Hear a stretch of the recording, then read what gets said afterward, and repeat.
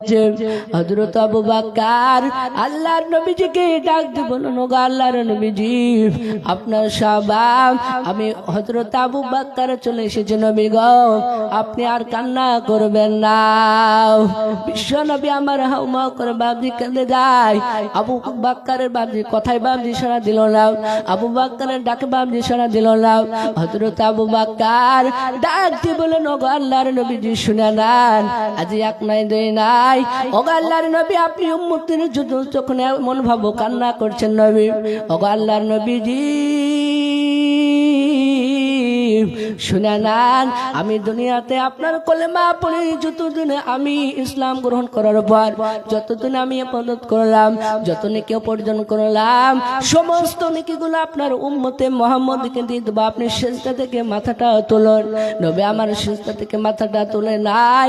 হযরত আবু বকর, হযরত ওমর ফারুক রাদিয়াল্লাহু তাআলা আনহু সেই সময় ছিলেন রে বাবা, সেই হযরত ওমর বাবজি বিশ্ব নবী থেকে বাবজি যে সময় কতল করতে গিয়েছিল, হযরত ওমর সেই সময় ওই জায়গায় বাবজি এক নাই দুই নাই, আবু জেল উতবা সাইবা বেঈমানরা বাবা তারা বাবজি নবীজির বাবজি মাথাটা কাটার জন্য তারা বাবজি একটা সভা তৈরি করেছিল।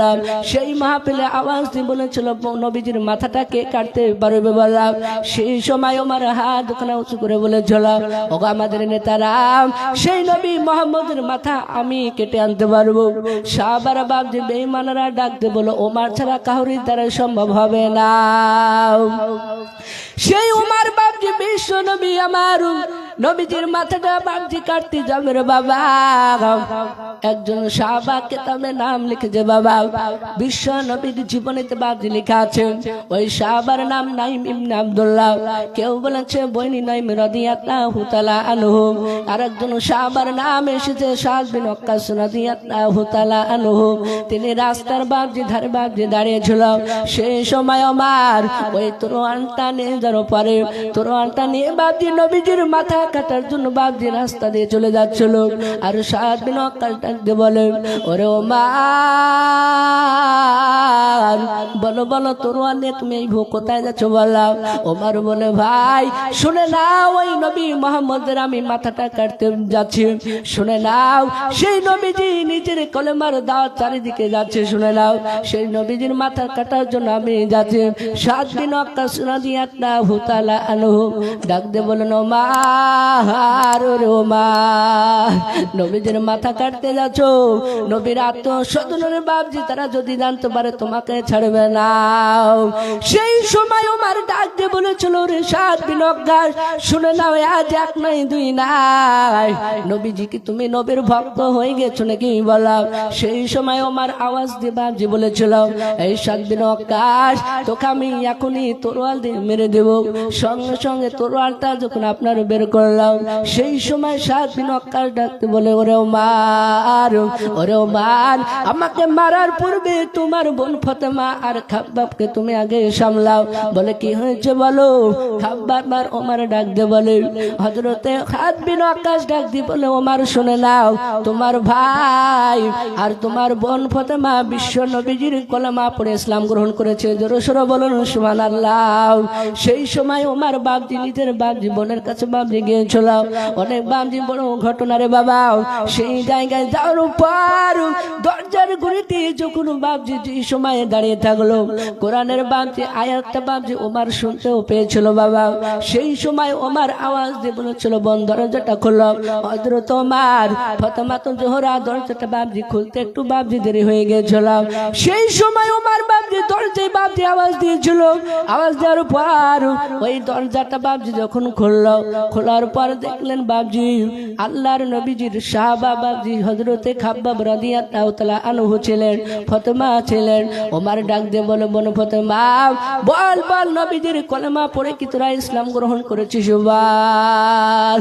ওমর বলে, হযরত ফাতেমা আর খাব্বাব ডাক দিয়ে বলে, সেই নবীজির কলেমা লা ইলাহা ইল্লাল্লাহু মুহাম্মাদুর রাসূলুল্লাহ সাল্লাল্লাহু তাআলা আলাইহি ওয়াসাল্লামের কলেমা পড়ে আমরা ইসলাম গ্রহণ করেছি। হযরত ওমর ওই জায়গা থেকে বাবা যেই সময় ওমর বাবজি ছুটে চলে আসলেন। সেই সময় ওমর ডাকতে বলেছিল, নবী গো, ওই সময় আপনার মাথাটা আমি কাটতে গিয়েছিলাম। সেই মাথাটা কাটতে যাওয়ার পূর্বে নবীজি হযরতে ওমর আর আপনার বিটি হযরতে ফাতেমার তুল কুবরা ফাতেমার বাবজি কথা শোনার পর, খাব্বাবের কথা শোনার পর তারা বাবজি বিশ্ব নবীজির কাছে বাবজি যাওয়ার পর বাবজি কলমা পড়ে বাবজি ইসলাম গ্রহণ করেছিল।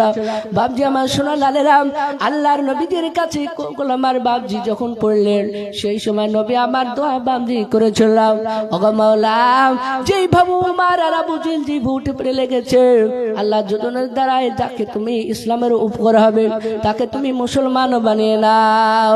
সেই নবীজির বাবজি দোয়া বাবজি কবুল হয়েছিল। ওমর ডাক দিয়ে বলে, নবী গো, সেই সময় আমি ওমর নবী শুনে না আপনাকে আমি চিনতে পারি না।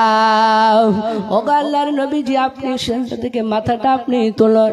হযরত আবু বকর ওমর যখন দ্বিতীয়বার ডাক দিয়ে বলেন, ওগো আল্লাহর নবীজি, আপনি আমি ওমর আপনাকে বলছি আপনি সেজদা থেকে মাথাটা তুলুন।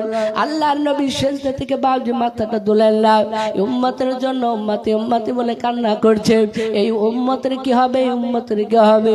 হযরত আবু বকর আর ওমর বাবজি দুইজন সাহাবারা আলোচনা করলো যে বিশ্ব নবীজির জামাই আলীকে যদি হয়তো ডাকা হয়, সেই সময় বিশ্ব নবীজির আলীর কথা হয়তো শুনবে, জামাইয়ের কথা শুনবে।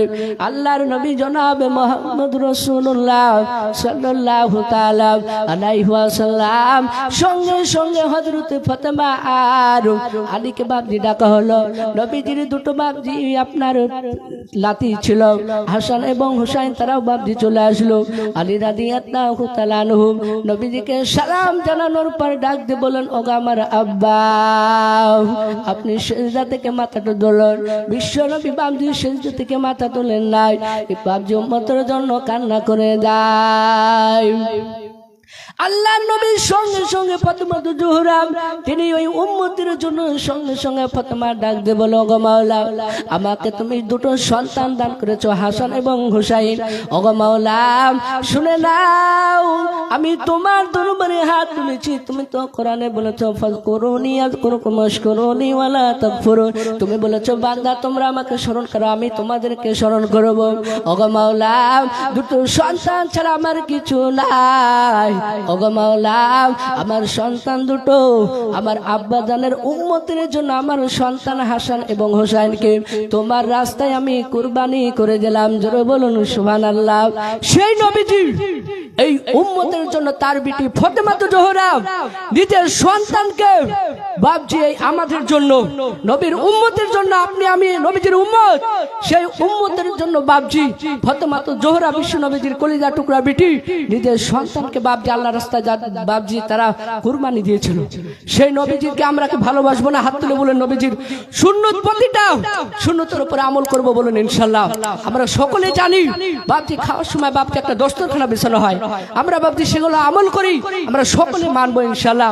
আর আজ থেকে 5 ওয়াক্ত নামাজ বাবজি আমরা সকলে পড়বো বলেন ইনশাআল্লাহ। বাবজি আমার সোনা লালেরা, টাইম শেষের দিকে হয়ে মানে আপনার হয়ে এসেছে। সকলকে বলবো বাবজি যারা ইমানদার হবে তারা বাবজি গুনার দিকে বাবজি তারা যেতে পারবে না। কোরআন বলছেন, ইন্নাস সালাতা তানহা আনিল ফাহশাই ওয়াল মুনকার, নামাজ বাবজি খারাপের কাজ থেকে বাবজি বিরত রাখে। তাই আমরা 5 ওয়াক্ত নামাজ পড়বো। তারপর আমি আপনাদের সকলকে বলবো, আমি আপনারা যদি কোনোদিন ডাকেন আবার ইনশাআল্লাহ পরের দিন, তাহলে ইনশাআল্লাহ আবার আলোচনা হবে, অনেক বড় ঘটনা, সেদিকে যাব না। আপনাদের জন্য ইনশাআল্লাহ দোয়া আমরা করব, আপনারাও করবেন। সকলকে আমি বলবো, আমার সঙ্গে যদি আলোচনা আপনার যোগাযোগ রাখতে চান তাহলে নাম্বার নিতে পারেন। আমার নাম্বার একটা, আমাদের হাফেজ সাহেবের নাম্বার আছে 9734340471, আর আমার নাম্বারটা আছে আপনার 8768585752 8768585752। এ বলে আমার বক্তব্য আমি শেষ করলাম। হাফেজ সাহেব একটা গজলের পড়তে বলছে, তো ইনশাআল্লাহ গজলটা বলি। সৈয়দে আলম নবীজি শাহে মদিনা, আর মদিনা যাইতে নবী যে হলেন রওয়ানা।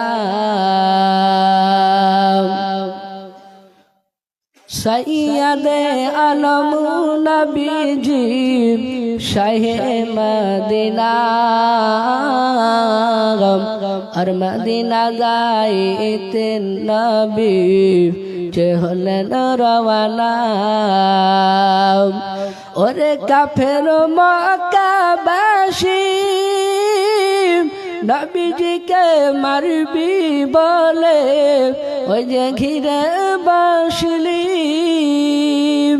নবীর পায়ের জুতার সমান হতে পারবে না আর মদিনা যাইতে নবী যে হলেন রওয়ানা সৈয়দে আলম নবীজি শাহে মদিনা আর মদিনা যাইতে নবী যে হলেন রওয়ানা নবী বলেন আবু বকর হিজরত করি চলো গো যে হুকুমে খোদার রাতারাতি চলেন নবী রাতারাতি চলেন নবী সোনার মদিনায় আর মদিনা যাইতে নবী যে হলেন রওয়ানা সৈয়দে আলম নবীজি শাহে মদিনা আর মদিনা যাইতে নবী যে হলেন রওয়ানা নবী বলেন আপ কোথায় যাও সকাল হলে লোক জাগবে ওই পাহাড়েতে যায় গারে সুর থেকে নবী চলেন মদিনায় আর মদিনা যাইতে নবী যে হলেন রওয়ানা সৈয়দে আলম নবীজি শাহে মদিনা আর মদিনা যাইতে নবী যে হলেন রওয়ানা আসসালামু আলাইকুম ওয়া রাহমাতুল্লাহি ওয়া বারাকাতুহু মাশাআল্লাহ খুব সুন্দর হযরত মাওলানা আব্দুর রহমান সাহেব মা খাদিজার জীবনী তুলে ধরে খুব সুন্দর ওয়াজ করলেন।